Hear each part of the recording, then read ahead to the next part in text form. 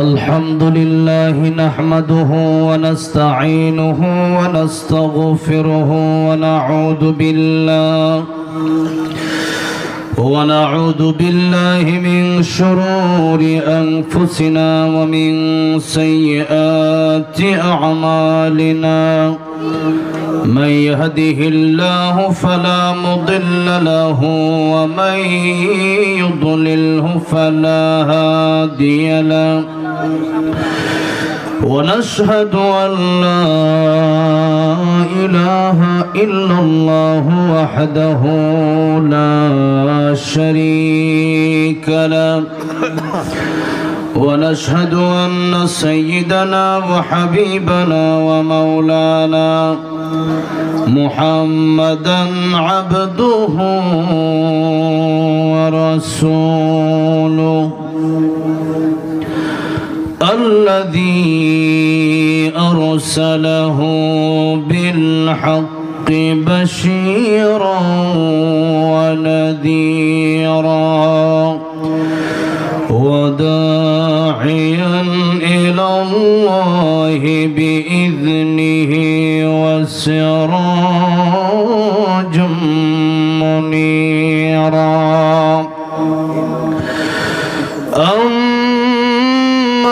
بعد فقد قال الله تعالى في كلامه المجيد وفي فرقانه الحميد أعوذ بالله من الشيطان الرجيم بسم الله الرحمن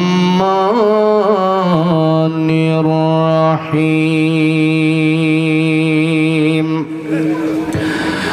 تبارك الذي بيده الملك وهو على كل شيء قدير الذي خلق الموت والحياة ليبلوكم أيكم أحسن عملا وهو العزيز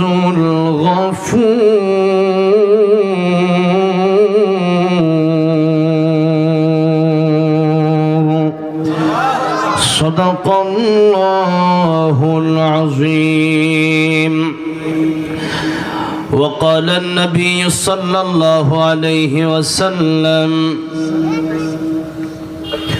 اغتنم خمسا قبل خمس شبابك قبل هرمك وصحتك قبل سقمك وغناك قبل فقرك وفراغك قبل شغلك وحياتك قبل موتك أو كما قال النبي عليه الصلاة والسلام وقال تعالى في شان حبيبه ومحبوبه مخبرا وآمرا إن الله وملائكته يصلون على النبي يا أيها الذين آمنوا صلوا عليه وسلموا تسليما اللهم صل على محمد وعلى آل محمد كما صليت على إبراهيم وعلى آل إبراهيم إنك إنك حميد مجيد اللهم بارك على محمد وعلى آل محمد كما باركت على إبراهيم وعلى آل إبراهيم إنك حميد مجيد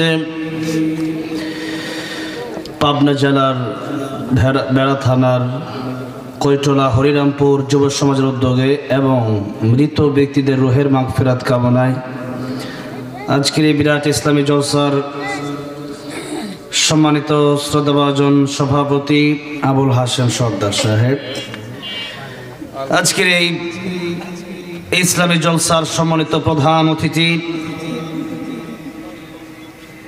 বাংলাদেশ জামাত ইসলামীর কেন্দ্রীয় কর্ম পরিষদ সদস্য শোরা সদস্য ডক্টর আব্দুল বাসেত খান হাফিজাহুল্লাহ আমার পূর্বে অত্যন্ত গুরুত্বপূর্ণ কথা বলেছেন। আল্লাহ সুবহান মহিয়ান রব্বুল ইজ্জত ওয়াল জালাল আব্দুল বাসেত খান সাহেবের দীর্ঘ নেক হায়াত দান করেন, এই দেশের জন্য কাজ করার তৌফিক দান করেন, বলেন আমিন। কথা বলেছেন হযরত মাওলানা মোহাম্মদ শওকত হোসেন আল ফারুকি দামাত বারাকাতুহুম, কথা বলেছেন মাওলানা মোহাম্মদ আব্দুল হালিম দামাত বারাকাতুহুম, হাফেজ মাসুদুর রহমান সাহেব দামাত বারাকাতুহুম। উপস্থিত বিশেষ করে আমার ডান পাশে বসে আমার অত্যন্ত মহব্বতের ভাই অত্র পাবনা জেলা আমাদের প্রাণপ্রিয় শ্রদ্ধেয় আবুজর গিফারি ভাই, আল্লাহ রাব্বুল আলামিন ওনার ইলমে আমলে হায়াতে বারাকা দান করেন এবং এই মাহফিলটিতে আসার জন্য বিশেষ করে আমাকে দাওয়াত করেছেন এখানে অত্যন্ত প্রিয় ওসামা সাদি ভাই, দীর্ঘদিনের পরিচিত। আল্লাহ রাব্বুল আলামিন ভাইকে অনেক হায়াত দান করেন। সর্বোপরি এই মাহফিলটি করার জন্য আয়োজনের জন্য যারাই কষ্ট করলেন আমার প্রাণ প্রিয় যুবক ভাইরা, শ্রদ্ধেয় মুরব্বী বাবাজিরা, এলাকার সর্বস্তরের জনগণ, আল্লাহ সুবহান মহিয়ান গরিয়ান কিয়ামতের ময়দানে মানুষ জান্নাতে যাওয়ার পরে একটি কোরআন শরীফের মাহফিলের আয়োজন করবেন। এই মাহফিলগুলো, এই ইসলামী জলসাগুলো সেই জান্নাতের মাহফিলের একটি নমুনা মাত্র। জান্নাতের ভিতরে একটা মাহফিল যেটা দুনিয়াতে হয়, একটা মাহফিল আল্লাহ সুবহানাহু ওয়া তাআলা নিজে করবেন এবং সেখানে আল্লাহ সুবহানাহু ওয়া তাআলা নিজেই জান্নাতি মানুষদেরকে কোরআন শরীফ তেলাওয়াত করে শোনাবেন। আজকের এই মাহফিলে যারা আসতে পারলাম, সেই মাহফিলে আল্লাহ রাব্বুল আলামিন যেন আমাদেরকে একটু হলেও জান্নাতের জায়গা করে দেন, বলেন আমিন। যে আল্লাহ রাব্বুল আলামিন আমাদেরকে কথা বলার সুযোগ করে দিলেন, স্বৈরাচার মুক্ত একটি দেশ আমাদেরকে উপহার দিলেন, জালেম মুক্ত একটি সমাজ আমাদেরকে উপহার দিলেন। যে আল্লাহ রাব্বুল আলামিন একটি স্বাধীন দেশ বাংলাদেশ আমাদেরকে উপহার দিয়েছেন, সঠিক কথা সত্য কথা বলার মতো সুযোগ করে দিয়েছেন, সে আল্লাহ রাব্বুল আলামিনের দরবারে প্রাণ খুলে হৃদয়ের গভীর থেকে আল্লাহর প্রেমে মাতোয়ারা হয়ে শ্রদ্ধা জড়িত কণ্ঠে জবান ছেড়ে দিয়ে পড়ছি আলহামদুলিল্লাহ। এই আওয়াজে খুশি হতে পারলাম না। আমরা এখানে যারা আছি পুরুষ তো নাকি, আর বেশি হচ্ছে যুবক। যুবকের আওয়াজ বেশি হবে না কম হবে? পুরুষের আওয়াজ মহিলার চেয়ে কম হবে না বেশি হবে? বেশি হবে। এই হচ্ছে আমাদের সাধারণ কথা। কিন্তু অসাধারণ কথা বলেছিলেন আল্লামা দিলওয়ার হোসেন সাইদী রহমাতুল্লাহ আলাইহি। তিনি বলেছিলেন আমরা বিড়ালের মতো 500 বছর বেঁচে থাকতে চাই না, সিংহের মতো 1 ঘন্টা বাঁচতে চাই, ঠিক না ঠিক? সেরকম আওয়াজ আজকে পাবনা থেকে আমি চাই। পাবনাতে এতদিন আসতাম, এসেছি, এই যে সিরাজগঞ্জেও এসেছি। এই মাহফিলগুলোতে আসলে বলতো হুজুর রাতে আমরা আপনাকে বয়ান দেবো 10টা, ওইটা বাজা তো 11:30 12টা। কেন? এত নেতার খেতা যে আমার নাম না দিলে আমি যাব না, ওকে আমার নাম দিলে আমি যাব না, এরকম নেতা খেতার জ্বালায় এতদিন পর্যন্ত মাহফিল করা যায় না, ঠিক না বেঠে? ওসি, ডিসি, এসপি, এরপরে অনুমতি দেওয়া শেষ, মাহফিল যেদিন শুরু হবে বক্তা আসছে, কি আসছে? বক্তা আসবে আমির হামজা, মাহফিল হবে না। বক্তা আসবে, কি আসবে? বক্তা আসবে তারেক মনোহর সাহেব, মাহফিল হবে না। বক্তা কে আসবে? বক্তা আসবে রফিক মাদারি, মাহফিল হবে না। বক্তা কে আসবে? বক্তা আসবে আল্লাহ মামুনুল হক, মাহফিল হবে না। কারণ ওদের তো দেহের ভিতরে আবু জাহেলের রক্ত প্রবাহমান, ওদের কাছে কোরআন ভালো লাগবে না। এখন কোরআন ভালো না লাগলেও আল্লাহ রাব্বুল আলামিন বাংলাদেশে কোরআনের মতো ময়দান কায়েম করে দিয়েছেন। তোদের কাছে ভালো না লাগতে পারে, বাংলার জমিন কোরআন দিয়ে চলবে, ঠিক না ঠিক? তোদের ভালো না লাগে দিয়ে কি আসে যায়? ভালো লাগবে আমার আল্লাহর কাছে, যেটা ভালো লাগবে ওটাই দেশে চলবে, ওটাই পৃথিবীতে চলবে। সামনে দিন আসছে, সামনে দিন আসছে। এগুলো যত দেখতেছেন, এই ভারত, এরপরে আমেরিকা, ইসরায়েল, যা দেখতেছেন এগুলো সব ভবিষ্যৎ হয়ে যাবে গজওয়াতুল হিন্দের মাধ্যমে। কিসের মাধ্যমে? গজওয়াতুল হিন্দের মাধ্যমে। গজওয়াতুল হিন্দের জন্য, যুদ্ধের জন্য যখন ডাক দেওয়া হবে তখন পালাবেন না যাবেন? কি করবেন? হ্যাঁ, আমাদের দেশে কিছু চাটুকার স্বৈরাচারের গোলাম ছিল হুজুররা, কয়েকদিন আগে পুলিশ ধরতে গেছে, ওই ভণ্ডটা পালাইছে, পুলিশ দেখে দৌড় দিছে। হ্যাঁ, এদেশে আমরা কোনোদিন দেখি নাই যে আল্লামা সাইদিকে গ্রেফতার করছে, আল্লামা সাইদিক পালাইছে। আমরা দেখি নাই যে আল্লাহ মামুনুল হককে গ্রেফতার করতে গেছে পুলিশ, মামুনুল হক সাহেব পালাইছে। আমরা দেখি নাই সাখাওয়াত হোসেন রাজি সাহেবকে গ্রেফতার করতে গেছে, সাখাওয়াত হোসেন রাজি সাহেব পালাইছে। কিন্তু ওটা ধরতে গেছে পালাইছে, কারণ ওটা ছিল স্বৈরাচারের দালাল। 5টা গোলাম ছিল একটা, ঠিক না বেঠে? একটা কেউ ছাড় দেওয়া হবে না। কোরআন শরীফ, আমরা কথা বলেছি মাজলুমের পক্ষে, জালেমের বিপক্ষে। যারা আলেমদেরকে তিলে তিলে শেষ করে দিয়েছে, যারা আল্লামা সাইদ রহমতুল্লাহ আলাইহিকে ইনজেকশনের সাথে বিষ মিশিয়ে শহীদ করে দিয়েছে, যারা মতিউর রহমান নিজামী সাহেবকে ফাঁসি দিয়েছে, কাদের মোল্লা সাহেবকে ফাঁসি দিয়েছে, এই দেশে শত শত আলেমকে যারা হত্যা করেছে, এবং এই হত্যার সাথে জড়িত যেই লোকগুলো ছিল, প্রশাসনের কর্মকর্তা ডিবি হারুন সহ সবগুলোর সাথে এতাত, সবগুলোর সাথে হাতাহাতি, এমন মিল স্টেজে উঠলে মনে হয় তার আপন দুলাভাই হয়। এরকম সম্পর্ক যারা রেখেছে, কি মনে করেন এরা কি আলেমদের পক্ষে ছিল না স্বৈরাচারের দালাল ছিল? হ্যাঁ, স্বৈরাচারের দালালদের পক্ষে কোনো কথা নাই। অনেকেই বলে এদের পক্ষে, ইসকনের দালালদের পক্ষে, জালেমের দালালের পক্ষে। জালেম যেরকম তার শাস্তি হবে, জালেমের দালাল যারা ছিল এদেরও শাস্তি হবে। এই জন্য আমরা মুনাফিক হয়ে বাঁচতে চাই না, আমরা বাঁচতে চাই কেবলমাত্র একজনের গোলামি করে। জবান খুলে বলেন তিনি কে? জোরে বলেন তিনি কে? জবান ছেড়ে দিয়ে বলেন আল্লাহু আকবার। আল্লাহ চেয়ে বড় কেউ আছে? জোরে বলেন আছে? নাই। আজ এই পৃথিবীর যে সিস্টেম, এই সিস্টেমটা বলেন তো, আল্লাহর এই যে বললাম আল্লাহু আকবার, আল্লাহ বড়, আল্লাহর চেয়ে বড় কেউ নাই। বলেন এই পৃথিবীতে আমরা যেভাবে চলছি, দেশ যেভাবে চলছে, পৃথিবী যেভাবে চলছে, ওটা কি কোরআনের নিয়মে, আল্লাহর নিয়মে চলছে না আমাদের নিজস্ব নিয়মে? আমাদের নিজস্ব নিয়মে চলছে। তাই আজকে সূরা মুলুক থেকে আমরা তাফসীরে ঢুকবো, বলি ইনশাআল্লাহ। আল্লাহ রাব্বুল আলামিন বলছেন, তাবারাকাল্লাযী বিয়াদিহিল মুলকু ওয়া হুয়া আলা কুল্লি শাইইন কাদির।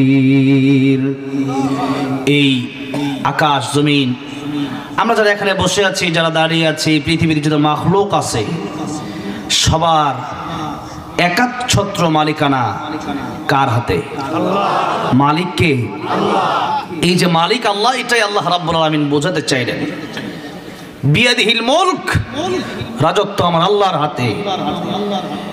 এই পৃথিবী যা কিছু আছে চন্দ্র সূর্য গ্রহ নক্ষত্র আকাশ জমিন জিন ইনসান সবার মালিক আমার আল্লাহ। আর আমরা যারা পৃথিবীতে আছি সবাই আমরা গোলাম। তাহলে মালিক কে? আমরা কি? জীবনের মালিক কে? আমরা কি? গোলাম। এখন মালিক চলবে গোলামের কথায় না গোলাম চলবে মালিকের কথায়? গোলাম চলবে মালিকের কথায়। গোলাম যদি মালিকের কথা না শুনে, আপনি কোম্পানিতে চাকরি করতে গেছেন, কোম্পানির মালিকের কথা আপনি শুনলেন না, বললো তুমি 8 ঘন্টা ডিউটি করবা, তোমাকে মাস শেষে 15,000 টাকা বেতন দেওয়া হবে। আপনি বললেন যে 8 ঘন্টা ডিউটি আমি করব, ঠিক আছে, মন চাইলে করব, মন চাইলে করব না। মালিক বললো তোমার চাকরি নট হয়ে যাবে, ঠিক না বে ঠিক, বেতন পাবা না, চলে যাও, অন্য লোক এখানে ঢুকবে। আল্লাহ রাব্বুল আলামিন বলেন, আমি আল্লাহ রাব্বুল আলামিন তোমাদের মালিক, তোমরা আমার গোলাম। আকাশের নিচে জমিনের উপরে আমি আল্লাহ রাব্বুল আলামিন তোমাদেরকে যেভাবে বলবো ওভাবেই তোমরা চলবা। আর যদি আকাশের নিচে জমিনের উপরে আমি আল্লাহর গোলামি না করে তোমরা চলাফেরা করো, আল্লাহ রাব্বুল আলামিন সূরা রহমানে বলছেন, ইয়া মা'আশারাল জিন্নি ওয়াল ইনসি ইন ইসতাতা'তুম আন তানফুযু মিন আকতারিস সামাওয়াতি ওয়াল আরদি ফানফুযু লা تنفذون إلا بسلطان فبأي آلاء ربكما تكذبان। যারা পড়েন ঠোঁট মিলে আমার সাথে পড়েন, فبأي آلاء ربكما تكذبان। আল্লাহ রাব্বুল আলামিন বললেন, আমার আকাশ আমার জমিন তোমাদেরকে আমি আল্লাহ রাব্বুল আলামিন বানালাম। هل أتى على الإنسان حين من الدهر لم يكن شيئا مذكورا। কিছুই ছিল না তোমরা, জিরো থেকে আমি আল্লাহ রাব্বুল আলামিন তোমাদেরকে হিরো বানায় দিলাম। বান্দারে বানানোর তো অবশ্যই একটা উদ্দেশ্য আছে। উদ্দেশ্য হলো আমি আল্লাহ রাব্বুল আলামিন তোমাদেরকে কেবলমাত্র আমি আল্লাহর ইবাদতের জন্য পাঠালাম। ও বান্দারে, মাঝে মধ্যে ভুল হয়ে যেতে পারে, মাঝে মধ্যে অন্যায় হয়ে যেতে পারে। আমি আল্লাহ রাব্বুল আলামিন এই অন্যায় মাঝে মধ্যে যদি তোমরা করো আমি আল্লাহ ক্ষমাও করে দেব, এই ঘোষণা আল্লাহ রাব্বুল আলামিন দিয়েছেন। তবে অহংকার করা যাবে না, ঘাড়তেরামি করা যাবে না। এই দুইটা রোগের কারণে ইবলিস যে ছিল ফেরেশতাদের সরদার, সেই ইবলিসকে আল্লাহ রাব্বুল আলামিন জান্নাত থেকে বের করে দিলেন, বিতাড়িত করে দিলেন। সে আল্লাহ রাব্বুল আলামিন ইবলিসকে বলেছেন, ইবলিস আমার কথা তুমি মেনে নাও, পাল্টা প্রশ্ন করো না। আমি বলেছি আদমকে তুমি সিজদা করো। ইবলিস বলল, খলাকতানি মিন নার ওয়া খলাকতাহু মিন তিন। আমি আগুনের তৈরি আর আদম মাটির তৈরি, আমি করব না। আল্লাহ রাব্বুল আলামিন পাল্টা প্রশ্ন করো না, যা বলেছি তা তুমি করো।